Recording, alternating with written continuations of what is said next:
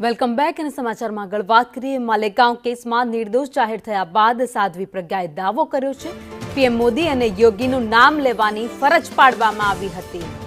તો તપાસ અધિકારીઓ યોગીનું નામ લેવા પણ દબાણ કર્યું હોવાની વાત પ્રજ્ઞા ઠાકુરે કરી છે જૂઠું બોલવા માટે ત્રાસ આપવાનો પણ પ્રયાસ કરવામાં આવ્યો હતો એટીએસ અધિકારીઓએ ખોટા કેસમાં ફસાવી હતી તો હું ખોટું બોલી નહીં ધર્મની જીત થઈ છે तो विधर्मियों चेहरा काला कर देवामां આવ્યા છે साध्वी प्रज्ञा निवेदन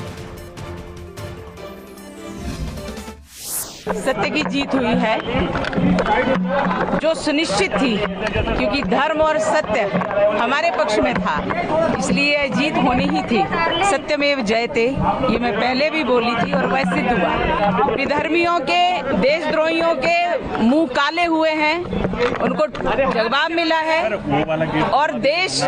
हमेशा धर्म और सत्य के साथ है और ये रहेगा पहले भी और हिंदू आतंकवाद कहते थे ये अभी जो चौहान है वहाँ का महाराष्ट्र का उसने जो कहा है कि सनातन आतंकवाद हिंदुत्व आतंकवाद ये सब एक ही थाली के चट्टे बट्टे ये कांग्रेस ही है दबाव बनाया था और दबाव में लेकिन मैं आई नहीं और मैं पहलवान थे झूठा प्रचार कर रहे थे मैंने नहीं किया और इसलिए मुझे इतना टॉर्चर किया गया